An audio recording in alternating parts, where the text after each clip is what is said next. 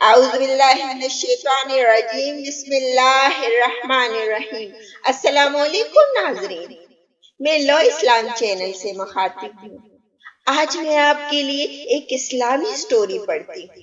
ایک دن مشہور تابعی حضرت سعید بن خبیر رحمت اللہ علیہ نے حسن بصری رحمت اللہ علیہ سے عرض کی کہ مجھے کوئی ایسی نصیحت کیجیے کہ جس سے میری دنیا اور آخرت دونوں سنور جائے۔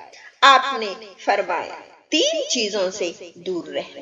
نمبر 1، اپنے سے بڑے اوقات کے لوگوں کے ساتھ میل جول نہ رکھنا، کیونکہ غریب کی دولت خلوص، احسان، عزت و احترام اور محبت ہوتی ہے، جبکہ امیرزادوں کو ان چیزوں کی ضرورت نہیں ہوتی اور ان کی نیتیں بدلنے میں دیر بھی نہیں لگتی۔ نمبر 2، کسی نامحرم کے ساتھ خلوت میں نہ بیٹھنا، خواہ وہ رابعہ بصری کیوں نہ ہو اور تم ان کو قرآن کی تعلیم کیوں نہ دیتا ہو، کیونکہ جب دو لوگ اکٹھے ہو جاتے ہیں تو تیسرا شیطان ضرور ہوتا ہے، اور بلا شبہ شیطان ہی ہمارا ازلی دشمن ہے۔ نمبر 3، موسیقی سے پرہیز کرنا، کیونکہ موسیقی سننے کے بعد دل پر قابو نہیں رہتا اور انسان کا دماغ بدل جاتا ہے۔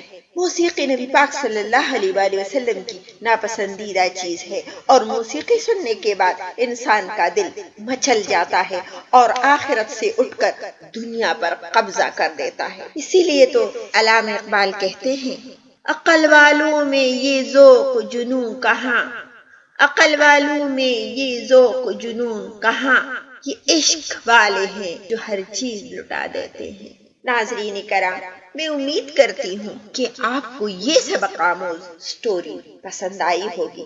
آپ اپنا بہت سارا خیال رکھیے گا، اپنی دعاؤں میں مجھے بھی یاد رکھیے گا، اور چینل کو لائک اور سبسکرائب کرنا نہ بھولیے گا۔ بامان خدا۔